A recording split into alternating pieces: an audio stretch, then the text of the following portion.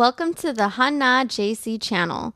The thumbnail reads, if you don't like the movie, don't watch it. And I guess that's the way the producers feel about Cobra Kai. If this is something you don't want to watch, you have your remote control, you can change it. And again, so there are a lot of parents that feel that it is better for the child to understand that even though these words are being used in this movie, they're still not appropriate in certain situations. Now, the movie doesn't teach that. Like, there would be great if there was a scene where in a court of law, some kid got a longer sentence because he used foul language. So that shows that, yeah, they're using these words, but they're not appropriate in certain settings. When you're applying for a job, they're not appropriate. When you're in Disneyland, they're not appropriate. Disneyland will kick you out if you use foul language to any of the characters in that park. They will bounce you out of the park. So there are penalties, and they're not going to give you a refund for your money either. So that's all I'm saying, that there are some parents that are saying that maybe there should be some kind of consequence to let young people know that it's not appropriate to use this type of language in every setting.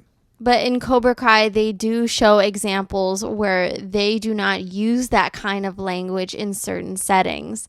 For example, when Johnny Lawrence was called in for a hearing during, I think, the first season of Cobra Kai and why Cobra Kai should be admitted to the All Valley championships, why they should be allowed to compete. And he didn't use any cuss words. He presented his case in a very dignified manner.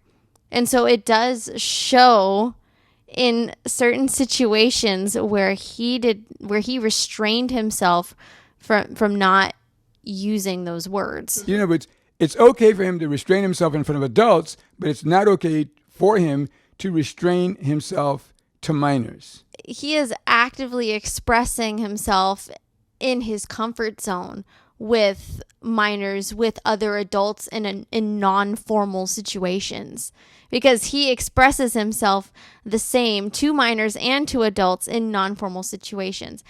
And that is a part of his character, because Daniel LaRusso isn't like that. He doesn't say any cuss words. In fact, I think the only cuss word that Daniel LaRusso has ever said in, like, say, for example, The Karate Kid 1984, that was accepted was BS. When you refer to Johnny Lawrence and him being in his zone with his students, and he's being his natural self, and that is the way he teaches, which includes the P word, the B word, and all these crazy words. My question to you is, do you think that Kreese had something to do with that? Or do you think, when you think about Johnny Lawrence and the way he teaches his children so aggressively with, you know, the techniques that he uses, the strike first, strike hard, no mercy, the foul language, is that a direct result of Kreese? Or do you think that is a direct result of his stepfather?